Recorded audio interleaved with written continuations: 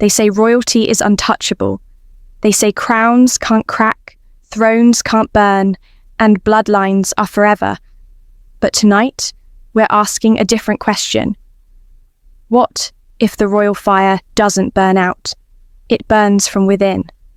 Because right now, across the Atlantic, Prince Harry isn't just fighting headlines. He's fighting survival. And the spark? A man named Tom Bower, Britain's most feared biographer. A man who has made a career out of pulling powerful people out of their glass towers and smashing them against the pavement. Prime ministers, billionaires, oligarchs, Bower has taken them all on. And this time, his target is Harry. But this isn't just another chapter in the royal soap opera. This isn't another Harry versus Palace skirmish. This one is nuclear. Because Bower hasn't gone after Harry's military record, his finances, or even his marriage. He's gone after something far darker, far more fragile: his children. Stay with me, because once you hear this, you'll understand why panic is ripping through the Sussex mansion like wildfire. For years, Harry and Meghan have controlled their image like hawks. Picture-perfect portraits, carefully staged interviews, and a golden curtain of privacy drawn over their kids. Archie and Lilibet, rarely seen, never dissected. Mention them in the wrong tone and Harry will unleash lawyers faster than Buckingham Palace can issue a press release. But Bower doesn't care about Harry's fury. On national television, with the calm precision of a surgeon, he cut straight through the PR fog. He hinted, no, he declared, that something doesn't add up about Lilibet's birth, her christening, her legitimacy in the royal bloodline itself. And here's the part that makes your jaw drop. According to Bower, even King Charles quietly commissioned legal advisors to review the records. Think about that. A reigning monarch asking lawyers to privately verify whether his own granddaughter's documents check out. That's not gossip. That's dynamite.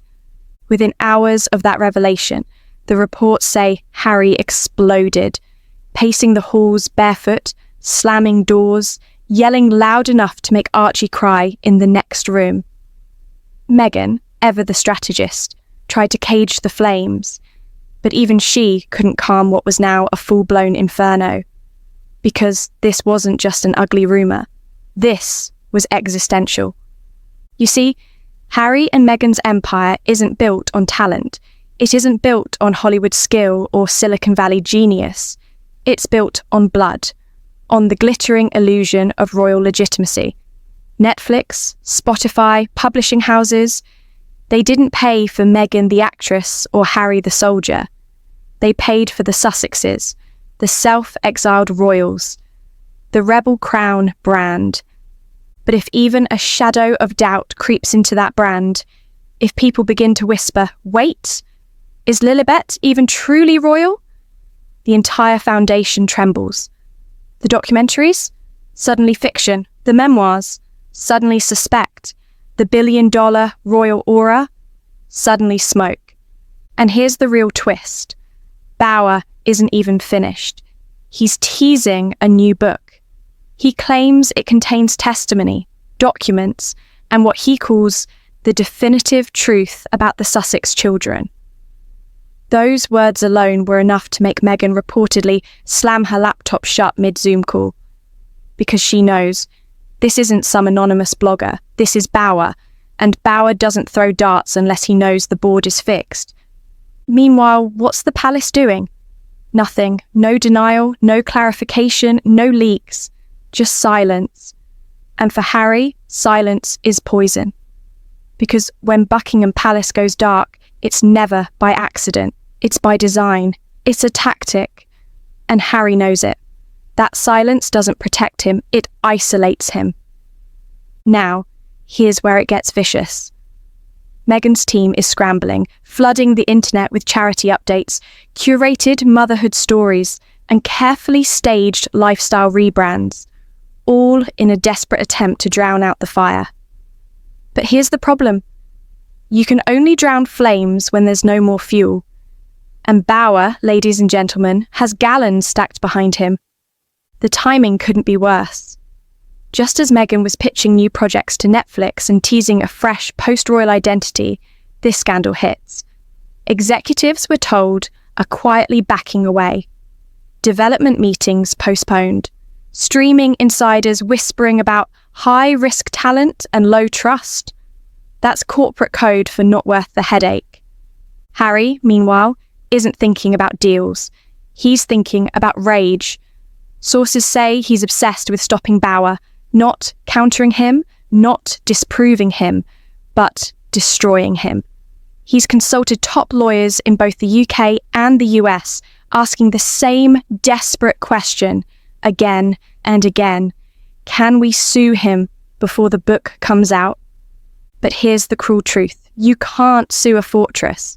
And Bauer builds his books like fortresses. Every line triple-sourced, every claim lawyer-proofed, every page bulletproof. If Harry swings, he risks legitimizing every single accusation. That's the trap. Fight and lose. You validate Bauer. Stay quiet. You look guilty. It's checkmate before the game even begins. And Meghan? She's furious. Furious that Harry didn't take action months ago when whispers of Bauer's investigation first reached them. Furious that he clung to the fantasy that the palace might step in to shield them. But the palace isn't shielding anyone. Behind closed doors, Charles and William have reportedly activated what aides are calling ghost protocol. No comments, no denials, not even off-the-record leaks. Just an unbreakable wall of silence. And why? Because they know. The less they engage, the more unhinged Harry looks. Let him rage. Let the tabloids spin. Let him burn his own credibility down. That's the strategy. Meanwhile, the whispers are spreading. Not the loud, angry backlash Harry is used to. Not the screaming tabloid wars. No, this is worse. This is doubt. Quiet, creeping doubt. The kind that spreads like rot. People are remembering past inconsistencies. The contradictions from the Oprah interview. The carefully cropped baby photos. The glossy narratives that never quite match the facts. And now, with Bauer's claims looming like storm clouds, those whispers are turning into questions. Dangerous questions. And this, right here, is what terrifies Harry the most. Because doubt doesn't shout, it whispers. And once it whispers, it never really goes away. Now, before I continue with what insiders say Meghan is planning next, and trust me, it's jaw-dropping, hit that subscribe button. Because part 2 of this exposé takes us behind the locked gates of Montecito, where paranoia has turned into full lockdown, where Meghan's inner circle is splitting apart, and where the palace might just be preparing the unthinkable, rewriting the royal line itself. This is just the beginning. Welcome back. If you thought the first half was explosive, buckle up, because what's happening behind the iron gates of Montecito right now is darker, scarier, and more desperate than anything the Sussexes have ever faced. When Tom Bauer lit his fuse, Harry and Meghan didn't just panic, they went into full lockdown. I'm talking about staff muzzled with fresh NDAs, even though they already signed them years ago. Security doubled, access to the children restricted, even trusted caretakers suddenly cut off. What once looked like a fortress of privacy has turned into a bunker of paranoia. And paranoia doesn't just sit quietly, it eats at the walls from the inside. Reports say Harry has become obsessed, demanding silence from everyone around him, treating every phone call like a lifeline. Meghan's team? They're working the phones non-stop, pitching glossy, sympathetic profiles to magazines, begging to land soft focus spreads before Bauer's book drops. Anything to pump positivity into the algorithm before the hammer falls. But here's the fatal problem. The harder you try to fight a rumour, the more power you give it. And Meghan knows this. That's why she's split from her own inner circle. Some allies are begging her to disappear for a while, to go dark until the fire burns out. Others want to attack, to leak personal anecdotes, even release private records to prove the truth. But Meghan, she's caught in a trap. She knows once you show receipts, you legitimize the question. And this question, about her daughter's royal legitimacy, is radioactive. Meanwhile, Bower sits in silence. No interviews, no clarifications, just one teaser on TV and nothing since. And that silence, believe it or not, is his most powerful weapon. Because every day he stays quiet, the speculation grows. Tabloids fill in the blanks. Talk shows run panels about constitutional law. Even respected journalists are dusting off archives, digging into timelines, birth announcements, baptism rites. Bower hasn't just dropped a bomb, he's tilted the entire media ecosystem into his orbit. And across the ocean, the palace is frozen still. King Charles? Silent. Prince William? Not a word. No aides whispering denials. No courtiers planting soft defences. Just a deliberate, suffocating blackout. And if you know the royals, you know what that means. It's not apathy, it's strategy. They're letting Harry twist in the wind. The less they say, the more desperate he looks. It's psychological warfare, old school palace style. But behind that polished silence, there's movement. Advisors flipping through dusty constitutional handbooks, crisis teams drafting contingency statements, whispers about adjustments to the line of succession. Only if things get truly catastrophic. They don't want it. They don't plan it. But they're preparing for it. Because monarchy isn't about feelings. It's about survival. And if a sacrifice has to be made to protect the crown, history tells us, sacrifices get made. Now, let's talk about Hollywood. Because this scandal isn't just playing out in London. It's poisoning the very deals that keep the Sussex empire afloat. Streaming giants are suddenly cautious. Executives muttering words like liability. Development meetings quietly cancelled. Meghan's rebrand, her pivot into lifestyle mogul and independent businesswoman, collapsing in real time.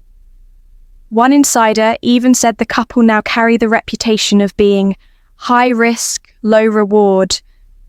Translation, too messy, not profitable enough.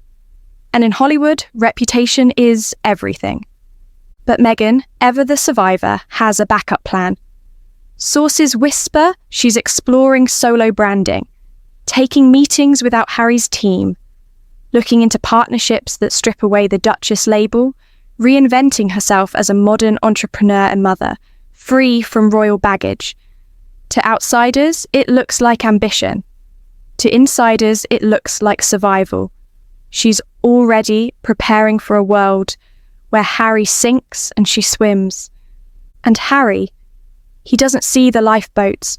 He's still stuck in rage, obsessed with suing Bower, furious that his own family, his father, his brother, aren't stepping in to shield him.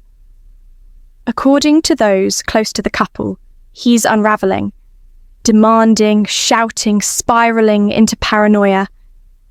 And Meghan, she's furious with him too.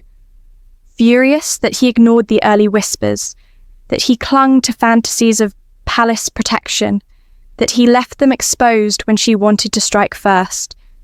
Their unity, once their biggest weapon, is fracturing under the weight of doubt. And doubt, my friends, is the key word here. Not anger, not outrage. Doubt. Because outrage fades, doubt lingers, doubt burrows into history books, doubt follows you into every headline, every documentary, every mention of your name. Picture this. Years from now, Lilibet walks into a spotlight.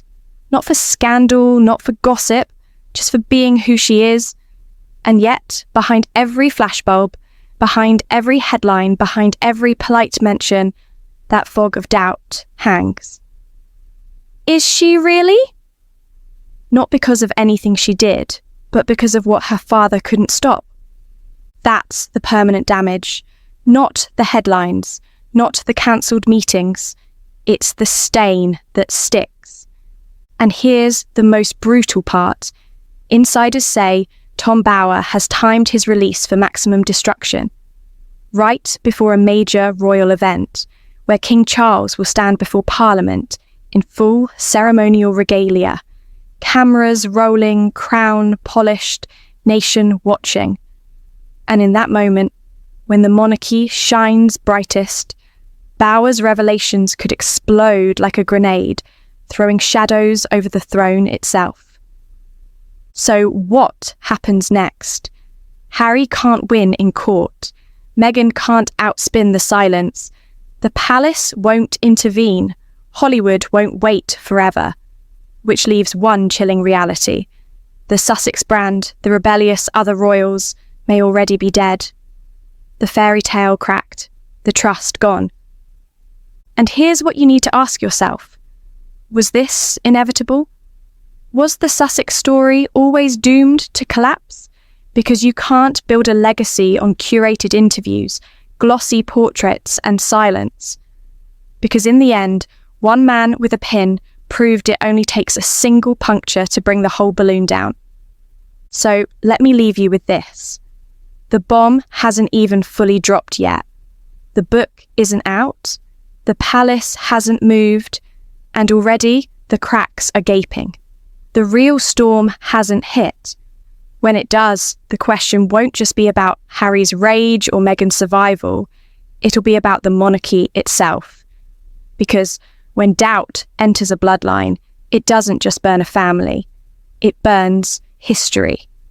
And you're going to want to see what happens next. So make sure you hit subscribe, tap the bell, and drop your thoughts in the comments. Do you think Bower's claims are a ruthless smear, or the first crack in the Sussex Empire's foundation? Because if the royals don't bleed, maybe they burn.